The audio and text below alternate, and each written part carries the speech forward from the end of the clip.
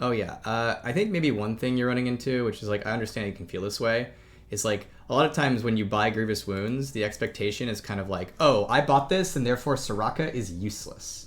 Therefore Soraka Mundo is useless. I think that's sometimes a player expectation is like, if I get this thing, this other character will cease to function. And like that's not what's supposed to happen. It's supposed to be like a counter to some of their power and allow you to like be more on an even footing with them. Similar to how like if you build Armor Pen, it does not mean the enemy of the armor of the enemy tank is useless. Like if you buy Armor Pen against Rammus and he continues to stack armor, as a physical damage champion, you're still going to have a hard time killing Rammus, right? But if you don't buy that armor, it's going to be even harder, right? And so part of that counter that's going on is just the fact that you're able to stand at a more even footing against them. So I would not necessarily agree that like Kayn doesn't care about Grievous Wounds or Soraka or Mundo don't care about Grievous Wounds. I think they do. I think those items are effective against them, which is what they're intended to be. They're intended to be like, hey, did you see a Soraka in your game? You have some options to deal with that. But if they were really strong, like if they were really, really, really strong, and it was like, hey, you saw Soraka in your game, you bought Grievous Wounds, and her healing ceased to function, the end result of that is we would buff Soraka's healing until it was no longer true.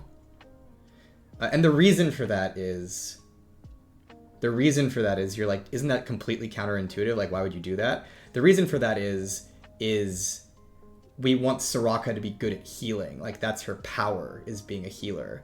And so if we have like a system that says healing in League of Legends does not function, that would be a problem, because then healing couldn't be a fantasy in League of Legends. So we would either have to make the choice of A, healing is not a fantasy in League of Legends, or we would need to buff healing, which is what ended up happening when Grievous Wounds was buffed to 60%, is a number of healers ended up needing to be buffed because of that.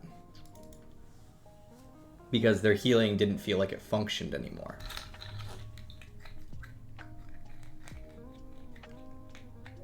What do you think about Abzap's take on Grievous Wounds being active for X seconds that reduces heals by a greater amount? I think the problem with that is it goes away from what Grievous Wounds is actually like in the game to prevent to some degree. So Grievous Wounds as an outlet to healing is significantly more important as an outlet to characters like Vladimir and Warwick and Soraka going infinite on you, right? As an outlet to healing, it's really, really important that we have something that says if Warwick is just the god of heal man, you have something that makes his like presence over a 20-30 second fight not as insane, right? Whereas Grievous Wounds in a burst situation, which by the way we have things like that, Ignite applies Grievous Wounds for example, that's great for like a mage like Vel'Koz, where he's like, in these 2 seconds I want you to not heal so I can kill you and then move on. But like the thing I'm getting at is like that's not necessarily the purpose of like why Grievous Wounds is good and healthy for the game. Many Grievous Wounds applicators, the reason they like end up being good for the game is because they provide an outlet to characters like Soraka, Warwick, and Aatrox, not necessarily something that says like, in this moment, I'm going to stop you from healing so I can burst you down. Now, that said, if there's an item like that said, in this moment, I'm going to stop you from healing so I can burst you down, I think that's a really reasonable item. Honestly, like, I've always been of the opinion that we shouldn't have removed Grievous Wounds from Fizz's W. If you don't know, Fizz's W, when he stabs you, used to apply Grievous Wounds. And the reason I've liked Grievous Wounds on some assassin patterns is I think it's a reasonable thing to say that's like, hey, in this moment you can't heal, which makes it easier for me to kill you. And P.S., that probably means I don't need to do as much burst damage all the time, because I have this outlet against some characters who might just prevent me from bursting them by like instantly healing up, right?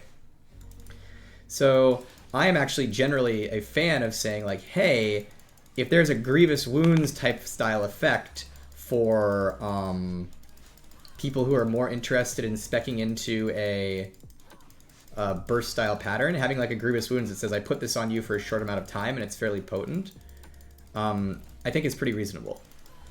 Now, That said, there's another thing I'll note though, in that there's a limit to how much you could do. So like, what I mean by that is like, it would probably be fairly bad for the game in the long term.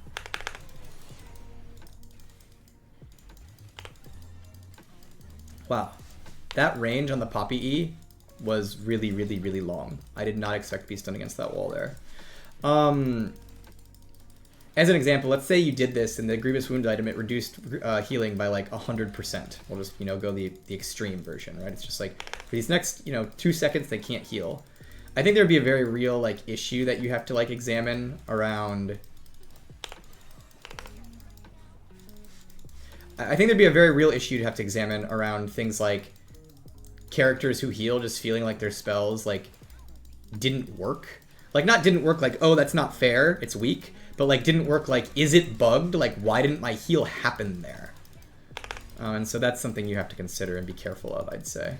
Why would it be a bad idea for Yuumi to switch between partners mid-game? There's 2 issues with Yuumi switching between partners mid-game. One of them is the person she's laning with, and one of them is game balance. So let's talk about it.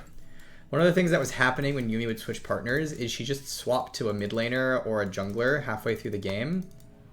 And then Yuumi's allies would just feel terrible having her on your team. You basically have this cat who comes bot lane with you, throws the lane, because she's, she's kind of weak down there, and then doesn't even help you out later, and just goes sticks to someone else. And so it was a fairly miserable experience to have a Yuumi on your team as an AD carry. That was like one of the problems. The other problem, which I would argue is actually more important, was a game balance issue of it is incredibly powerful to have a full power enchanter stuck to a melee champion. The thing that makes like say like Lulu or Janna or whoever fair when paired with Jax is that they can't necessarily follow Jax wherever he goes, because if they do, they'll put themselves at risk. They'll have to deposition themselves, right? And that's a big deal. That's really important.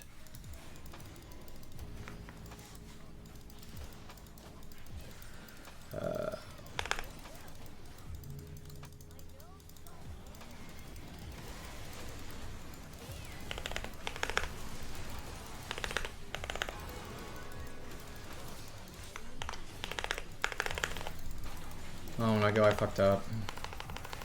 I was too busy trying to dodge Zeri and I wasn't able to...